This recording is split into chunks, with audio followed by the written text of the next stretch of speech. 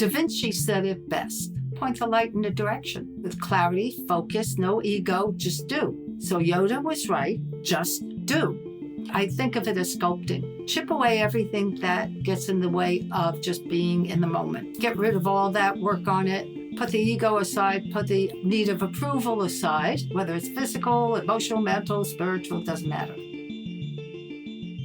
Today, we're digging into the thin space between crisis and meaning with Nancy Orlen Weber, a retired RN who led an acute psychiatric unit and has spent over 4 decades as a medical intuitive and psychic detective working with law enforcement. In this conversation, we'll trace the roots of her abilities, examine her take on what we call mental illness, including how some people find paths to healing without medication, and then step inside her investigative work, how a case comes to her, how she works it, and the one story she still carries.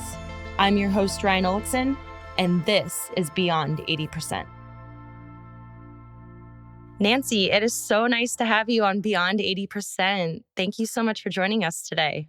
Thank you for inviting me, Ryan. I'm going to jump right in here. You have quite the journey, and I would love if you could give our listeners a brief overview of how you started as a nurse and how that evolved into becoming a psychic detective.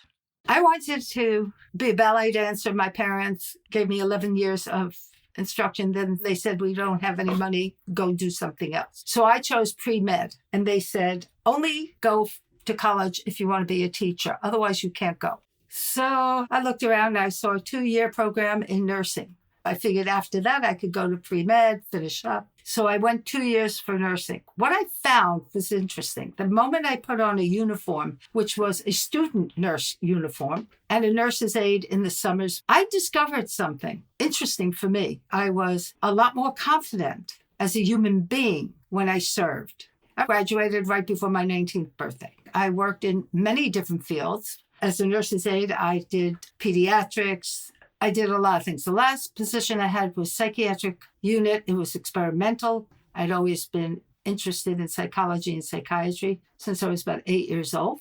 So I go in, and many miracles occurred there, so much so that I realized, oh my God, I'm a psychic. Didn't have the words for it. Didn't call it that. Offered the top post in psychiatry research with the director of psychiatry of New York State. Turned it down, quit my job. Didn't know what I would do, had 1 child. I had almost been murdered by my first husband before. So flash forward, I became pregnant again because what else do you do with your second husband? He lost his position, work, etc. Sat on a couch for the first year of my child's life. And I'm going, what am I going to do? Well, people asked me to do these things. And I started having money. And I thought, this is weird. But they saw me as somebody who saw them differently. And so they just showed up and they brought friends. And that became psychic readings. I didn't call it that. A psychiatrist called it that, who came to me as a client, stayed as a best friend. So flash forward, I worked with the inner group who brought parapsychology to this country. Dr. Andrea Puharich, Marcel Vogel, Dr. Edith Yerka, Fritz Reinhardt, who helped found Dowsing Society, and they brought me right in. These were all my friends. I was the young kid, but they took me in as equal. Flash forward, I moved to New Jersey. And they follow me. And within a couple of weeks, because I had taken karate, I signed up, and my kids signed up. And the news followed me because people would write about it, word of mouth. I never had a publicist. I never told anybody to do anything, didn't want it. But apparently they wrote up an article about how I find missing pets. And the karate instructor goes, we had a rape. And I blurted out instantly what I saw. She said, would you talk to my supervisor? I said, of course. Next week, chief of detectives talks to me, says, can I bring my partner? Sure. They come in my office. They tell me, would you repeat what you said? And I give them a description. They go, well, we got 2 people answering that. I said, no, you don't. Just like that. The sweetness comes right out. And I stood up and I limped across and sat down, crossed my arms. And I go, that's him. And they go, how did you know one had a limp? I said, it's easy. I became him.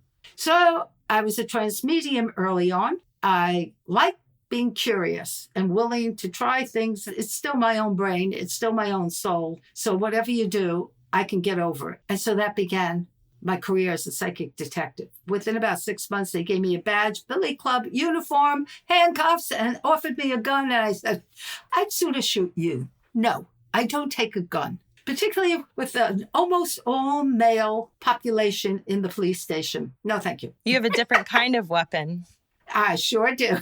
Some of them got very worried about that. And one of them actually eventually got arrested for murder. We caught him because of something I found New Year's Day. I called Ross English, the chief of detectives. I said, get over here right now.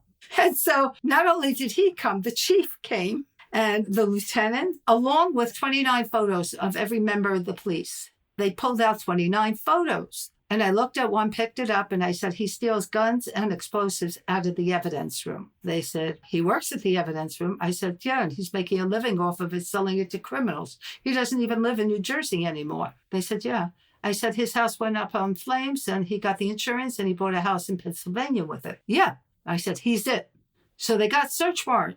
After they said, well, how do we catch him? I said, be there before he shows up for work. Hide in the evidence room and catch him. They did. And they went, got the search warrant. Ross calls me. He said, the FBI found all the evidence. I'm standing here with them. I said, what about the 2 barrels I told you about explosives? He goes, oh my God, we'll get another bench warrant. So they did, and they found that. So the guy went to prison, made a deal to turn state's evidence. And so he spent a couple of years there, moved down to Florida, and then he murdered somebody and went to prison for life. What wasn't known at the time was I was a confidential informant for the Attorney General.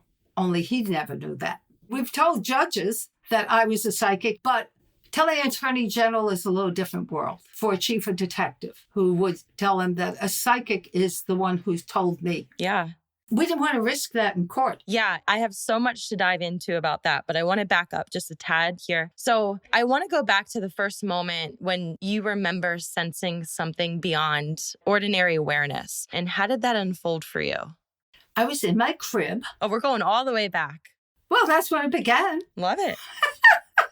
And I had an imaginary friend. He was very dark-skinned, frilly, black, thick hair, long, beautiful, big black eyes. And I trusted him. I wouldn't always have words, but he would fill in what I was thinking. And so the earliest time I recall is when my mom was talking to a friend. I was about 2.5. And I saw a little wiggle in her belly, and I pointed to it in my mind, just staring at it. My friend said, that's a baby. And I waddled out and I pointed to the belly. I said, baby. The woman turned to my mother and said, I just found out. How does she know? And my mother said, shut up and go to your room. One thing I know, both in looking back and having experienced it, I don't think I cared what she said to me. I thought if it was true and right, he's wonderful. He's my big helper. I have a helper. That's all I thought about. I was so happy that my buddy, who was my best friend while I was in a crib, helped me. So when you're tuning in, can you talk us through what that feels like? Is it images, body sensations, phrases, or just kind of a knowing?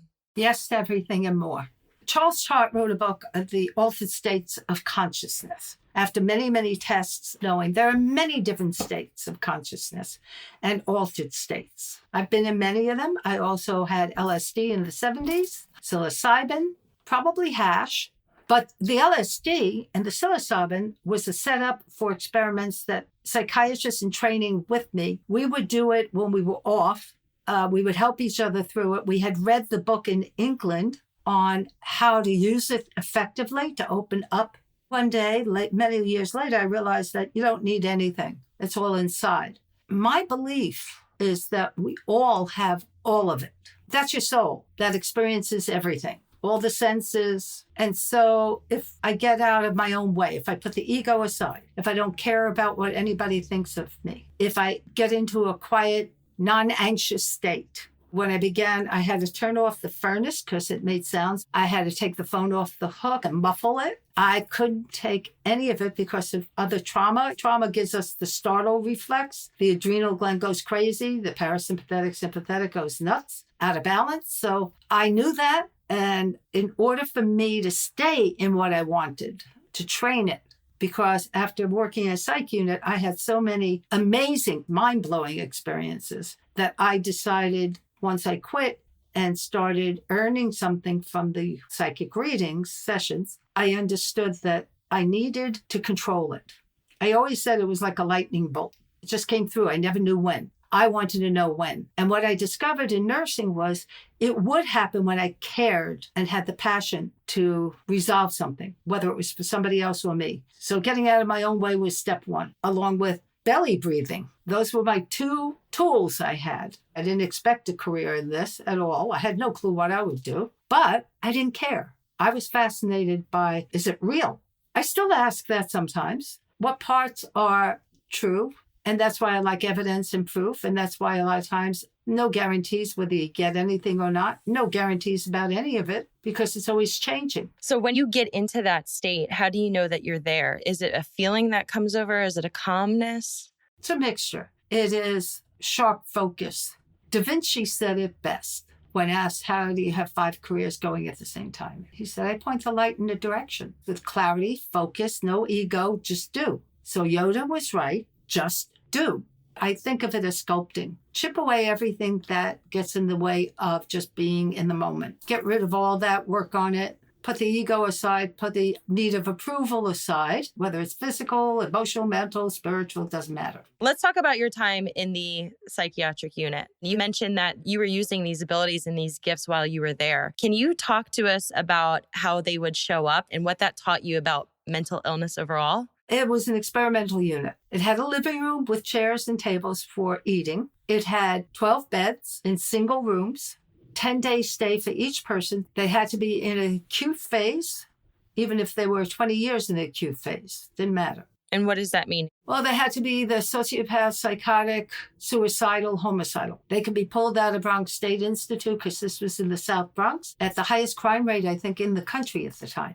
So it was experimental. I loved that because I got the opportunity to do what I wanted to do, not just shove drugs in people. When we opened up, we had immediately 10 people. The walls were painted red.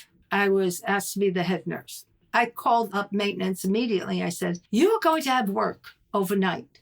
You're going to be painting the walls blue real fast because everyone got more manic. Everyone was more hyped up. You could see it. You could feel it in them. Why we wear all black sometimes, not just for mourning, but when we want to pull it together and feel kind of stronger and tougher and whatever. Why? So color has a lot to do with mood. Absolutely. So they painted it blue. And along the way, there were a lot of people. One of them was a woman who had been in Bronx State. She was probably in her 30s. She was put there probably when she was 10 years old. And I looked at her and I see fire everywhere. And she had a sister close to her, a twin. So then I opened up the chart, not before, to see whether that made-up story had any accuracy. She set fire to her house when she was 10, killed her twin sister, her grandmother, and her mother. And my curiosity was, now that I know that, what do you do with this? So we had a play dollhouse, and I had her play with me, and I found out what happened to her. And she revealed pretty much all of it, screaming, crying, whatever she had to do. We made room for her to do that if she's ever going to feel like a human being again and grieve for what she did and the losses and why she did it. And that would be her journey. So she didn't go home. We sent her to another place, but not a permanent institute. Not like that, but for reevaluation later on, because maybe she would be safe for others. I didn't know. Another one who came in was 20 years catatonic nonverbal, which meant that sometimes he would just sit there doing nothing all day long until somebody picked him up, told him to get up or do something. So we do an initial interview in the living room. We were about 6 feet apart, and I can still see him, first name John. What he was doing nonverbally is his hands never stopped moving. So I thought, okay, talk to his hands. So he's sitting catatonic, staring straight ahead, but his hands are moving this entire time. Entire time. So I start letting my hands move any way they want, focusing me on his movement of hands. I don't know how many minutes went by. I hear him saying, hello. I said, hi. He goes, what's your name? I said, Nancy. What's yours? He said, John. I said, hi, John. Good to meet you. At that moment, I'll never forget, one of the workers walked by and went, oh, he's talking. I turned and went, shut up. He goes, thank you. I said, anytime, John. What would you like to talk about? You're choosing it. And from there on, he talked. Wow. So going into the early 2000s, a couple came to me. I'm a minister who did about easily a couple of thousand weddings over 40 years. So Ricky comes with Michael. We get to talking and she goes, I looked up what you do and how you do it. You were a nurse in psychiatry? I said, yes, I was. She said, what do you think about schizophrenia? I said, it's a funny term. Every label is just a label for the medical world to know this is what I do for you, but they don't know you and they don't know your body, what your life is like, your genetics, your everything. And she starts laughing. She said, well, my father is Dr. Flosh. He was director of psychiatry at Wayne Pitney in Manhattan. She was diagnosed schizophrenic at age 13 and multi-hallucinations, suicidal attempts, institutionalized on and off till 23, miserable. At 23, she said, Dad, I can't take it any longer. I have to get out of life. So he happened to be going to an annual conference of alumni in that field. Well, there was an egghead who thought differently than everybody. And he approached him and said, I have a patient. When he got through saying it, the guy looked at him and said, your daughter? Send her to me. He was the director of something that used to be called Earth House in New Jersey, near Princeton. Princeton had a laboratory called Brain Bio Clinic that evaluated complete physiological, biological makeup of cancer to start with, and then all known mental diseases and everything else. But Earth House reevaluated for diseases. Turns out she had 5 different diseases. She was born with brain dysfunction. They sent her to vision function therapy. She tells me that was one because she always saw the world differently and didn't know it. She was a drop of cane sugar in anything, she would hallucinate. Oh, wow. She was very allergic to it because you could have a brain lining response of swelling if you had childhood disease or mini encephalitis. So they sent her there and they removed all sugar from her food whatsoever. They cleaned up her diet. They believed in organic, fresh food, simple food. And she was hallucinating no more. She had a kidney disease that was undetected until Brain Bio found it. So they treated her naturally for it. She had copper poisoning. Dr. Paul Eck in Arizona published a study on the redhead effect, saying high copper poisoning leads to suicidal ideation. So I'm listening to her and going, oh my God. I don't discount the emotional, spiritual soul, but the physical things are like the back door you have to clean up. When you clean those up, your soul can be more present. So she was fine. Not only was she fine when I met her, she was a nurse. Her father published a book about it called Ricky, R-I-C-K-I. And I tell lots of people when I'm talking with them that diagnosis, go for total biological makeup. And Judy Glass wrote a book, Too Much Anger, Too Many Tears. She was in my organic food co-op with me. And she was born unable to absorb vitamin B12. She was institutionalized 10 years. From the day she took injections of B12, because she couldn't take it orally, it wouldn't go in, she never had a problem again. I need everybody to hear, stop it.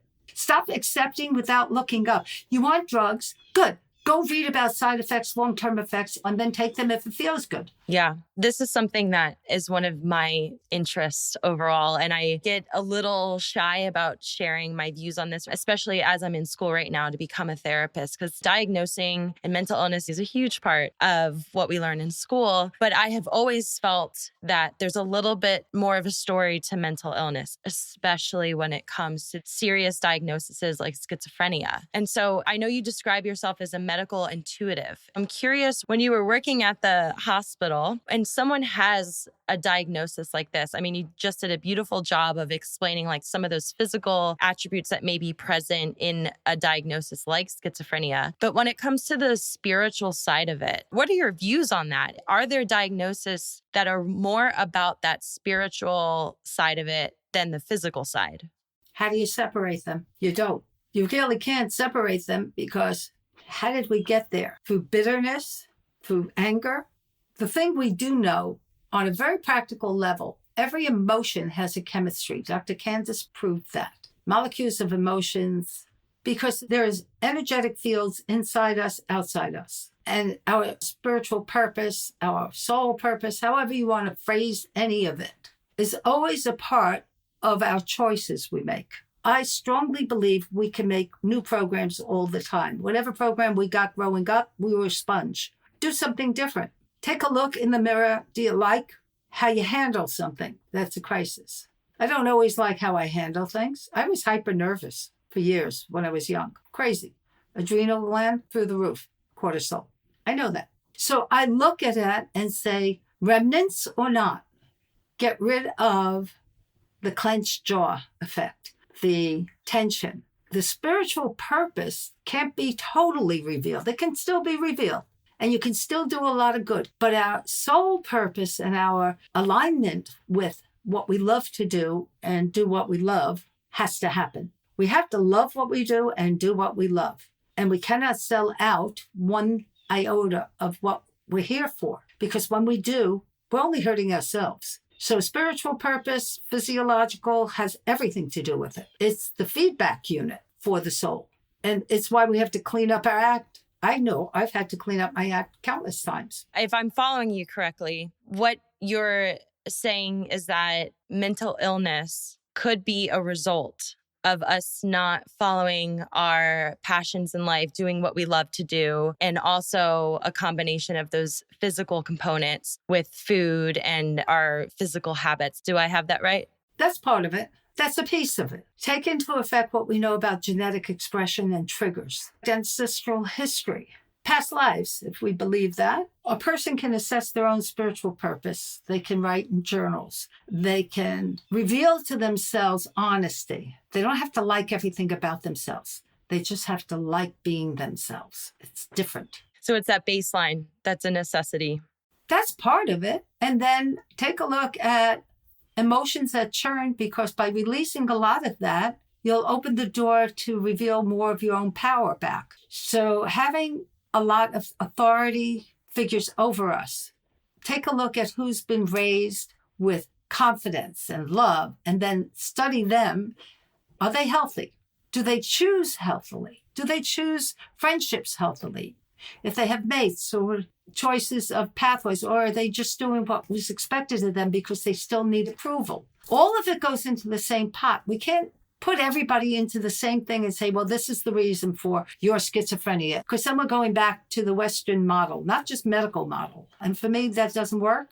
I think that individuals are still individuals. Bipolar, same thing. All those diagnoses are simply so that a doctor or a therapist can put you in a box. So when I got to the psych unit, that's exactly why I loved it. I'll give you an example of what they allowed. I brought in psychodrama, gestalt therapy, music, movement, art, anything and everything to open them up and get it.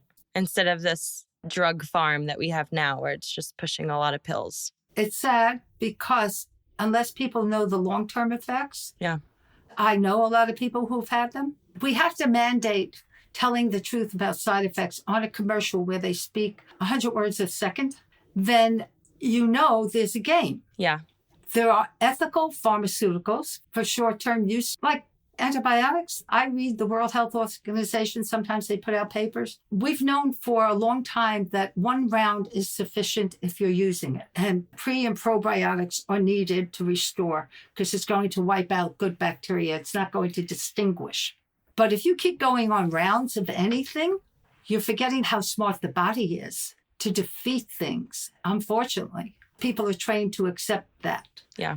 And the term holistic is not wonky. It's not woo-woo. All it means is the whole planet needs to be healthy for you to be healthy. The air needs to be healthy. The food grown needs to be healthy so you can be healthy. The chain of interaction between all biological activity of the earth. That's all holistic ever means. And give it the opportunity for the body to do what the body does, which is heal. Exactly. So I want to switch gears into your psychic detective work and ask you about how you got your first case and what did it feel like to say yes?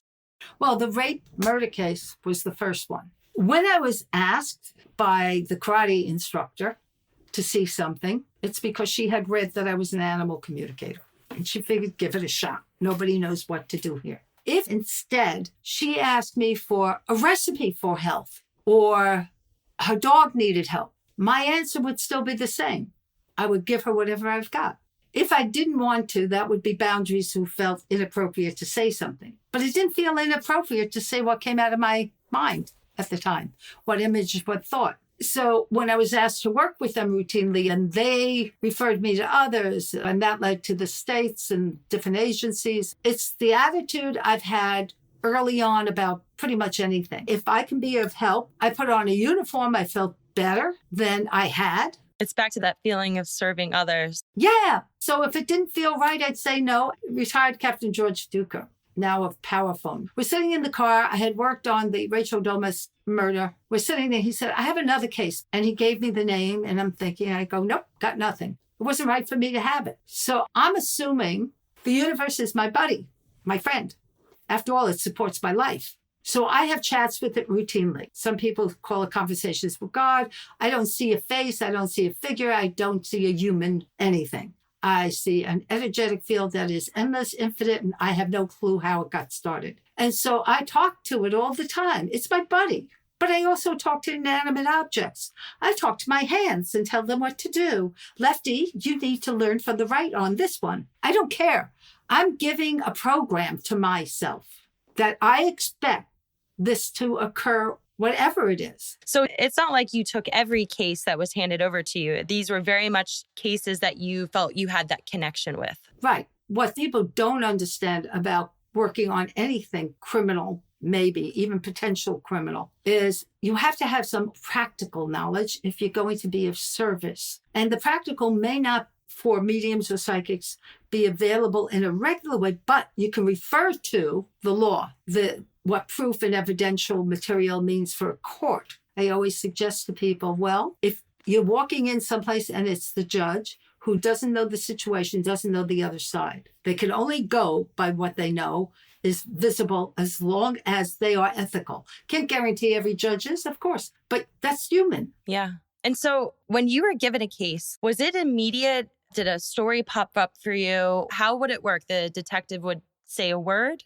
Well, no, it all depends. Everything's different. I had a woman call me that her neighbor's daughter didn't show up from school. And instantly I knew what happened. And that started the whole case. Another one was one of the officers in another town said, can I pick you up and take you to a bowling alley to see something?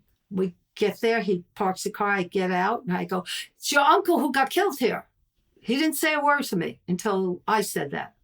Then we talked. Every situation is so different because it's like the body. We may share 99% DNA, every single human being on the planet, but that 1% makes all the difference. So it's like everything we were talking about in medical intuitive, animal communication, every situation is, if you're in the moment, it's not going to be the same. I don't have a process. The only words I ever use that are similar is when I give a reading and the person is not in trauma that moment. I tell them up front, I don't know if I can help you or not, but I'd love to. But the easiest way to get me to help you is that we act like we are best friends forever. So I want you to treat me like you know me forever. Say anything you want. I'm going to interrupt you as things come to me. I will tell you what comes to me right away. So let's go and see what we can accomplish together. Nancy, it has been so great to chat with you today. Thank you so much for sharing with us. And it's been fun getting to know you as well. I can't thank you enough. Appreciate your time today. Ryan, you are a delight and thoughtful human being, and I adore you. I love the conversation with you because you are so caring and kind. Thank you. I'd love to hear your thoughts on this episode and further topics we can explore on this podcast together. So leave a comment below or reach out via email at beyond80%@gmail.com. Make sure to subscribe to the show so you never miss an opportunity to think, question, and evolve. I'm your host, Ryan Olekson, and this is Beyond 80%.